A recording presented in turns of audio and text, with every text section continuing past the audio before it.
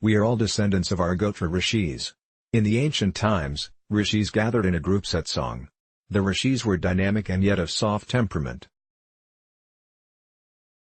Periodically, they assembled to discuss various techniques, experiences, and inferences of their experiments to attain the highest truth. Their experiments started with directing feelings of bhakti, faith and love towards a stone at a common place.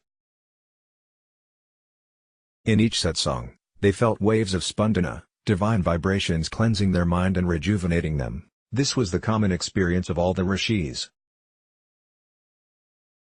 This ultimately led them to conclude that offering sattvic prayers by directing soft feelings towards an object with reverence generates inner purity. They felt waves and waves of peace and contentment.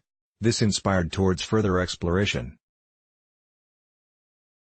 The series of experiences through satsangs led them to sustained peace, which automatically transported them to a tranquil meditative state. So, they started their journey with directing divine feelings to a form, and now their faith and belief consolidated in a manner that they were able to experience similarly even without the help of a form.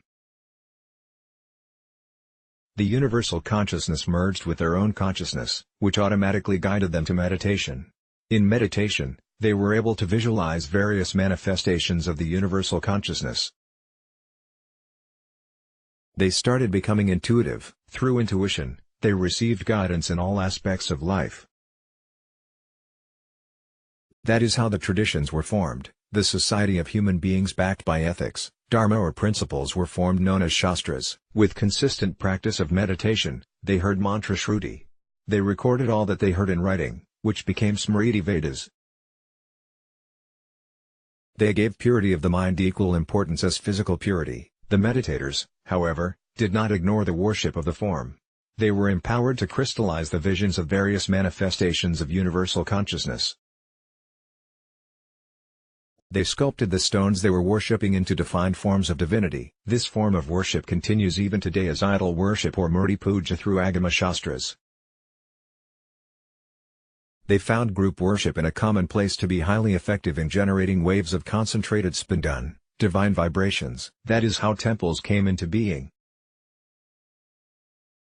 Knowing the machinations of the human mind, the rishis advised the common man to start their journey of self-discovery with prayer to a form, interspersed with feelings and mantras, and then gradually evolve to merging their consciousness with supreme consciousness through meditation. The journey of self-discovery that started with our ancestors is continuing even today. No technique is superior or inferior to another. They are all prompts received from the universal consciousness to the rishis, enlightened beings and meditators. A seeker should have the open-mindedness and discernment to choose his own path to tap the power of the universe. Vishwa.